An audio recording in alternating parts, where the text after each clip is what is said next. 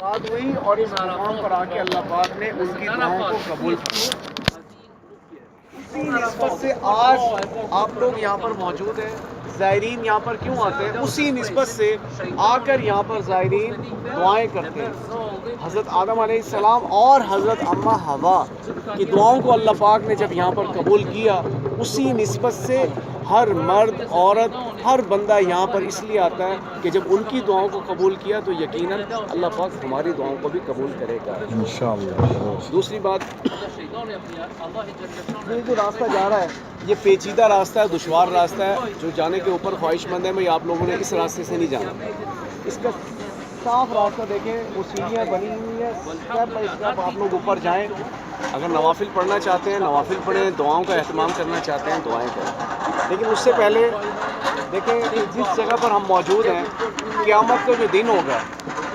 میدان حشر کا جو دن ہوگا وہ عرفات کے اندر ہوگا۔ اس روئے زمین پر جتنے بھی لوگ جہاں جہاں دفن ہیں، میں نے مرنا ہے، میں نے بھی یہیں سے اٹھائے جانا ہے، میرے آباء و اجداد، میرے والدین، آج تک اس روئے زمین پہ جتنے بھی لوگ جہاں جہاں دفن ہیں وہ سب کے سب یہاں اٹھائے جائیں گے، سب کے سب یہاں اٹھائے جائیں گے۔ اور اس وقت کیا ہوگا کہ ایک ماں جب اس کے گھر بیٹی پیدا ہوتی ہے تو اس کی ہر وقت یہ دعا ہوتی ہے کہ اللہ میری بیٹی کا نصیب اچھا کرے۔ اٹھتے بیٹھتے چلتے پھرتے قدم قدم پہ وہ اس کی حفاظت کرتی ہے، اور وہ بیٹی وہ بھی اپنی ماں کے دکھ درد کا ساتھی بنتی ہے۔ ایک پیار محبت کا جو ماں بیٹی کا رشتہ ہے وہ دنیا میں لازوال رشتہ ہے، کیا ایک دوسرے کا خیال رکھنا، اور ہر ماں دعا کرتی ہے میری بیٹی کا نصیب اچھا کرے، اور قدم قدم پہ وہ اس کی حفاظت کرتی ہے، کسی بھی قسم کی پرچھائی سے اس کو محفوظ رکھتی ہے۔ اور ایک والد، جیسے بزرگ سامنے کھڑے ہیں، ایک والد اپنے بیٹے کی ضرورتوں کو پورا کرنے کے لیے، خواہشات کو پورا کرنے کے لیے، اس کو ایک بہترین فیوچر دینے کے لیے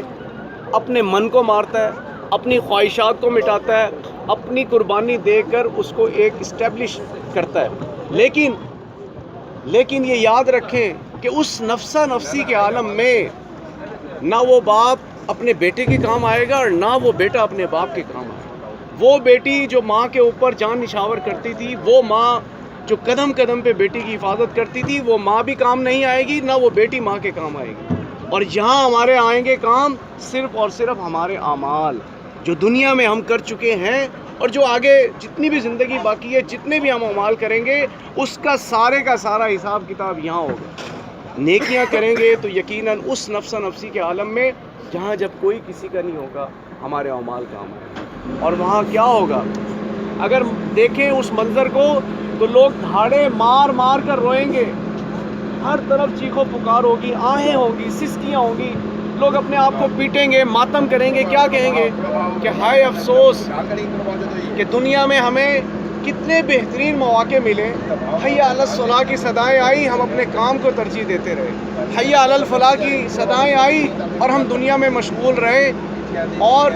کیا کہ کتنے بہترین موقع ملے۔ قرآن پاک کی ایک سمپل آیت ہے پہلی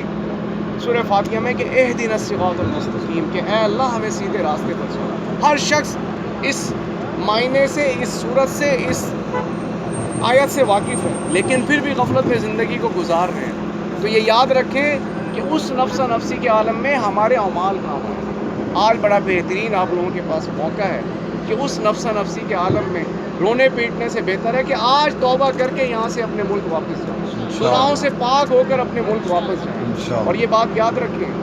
کہ اس نفسا نفسی کے عالم میں جب چیخو پکار ہوگی تو وہاں صرف اور صرف ایک آواز آئے گی بس، اور وہ آواز کس کی ہوگی؟ حضور نبی کریم صلی اللہ علیہ وسلم کی آواز ہوگی، اور وہ کیا کہیں گے کہ یا ربی امتی،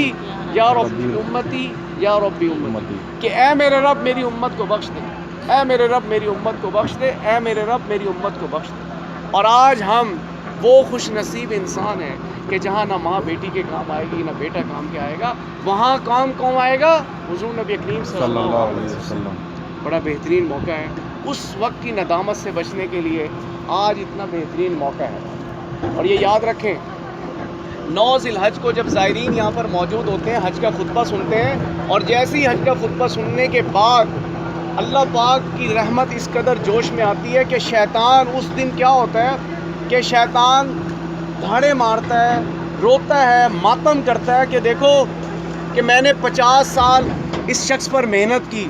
اس کو گمراہی کی دنیا کے اندر لے کر گیا، اس کو گناہوں کی دلدل میں نے غرق کر دیا، لیکن رب کی رحمت اس قدر جوش میں آئی کہ اس 9 ذی الحج کو اللہ پاک نے اس حاجی کو، اس زائرین کو کیا کیا؟ نیٹ اینڈ کلین کر دیا، گناہوں سے پاک کر دیا۔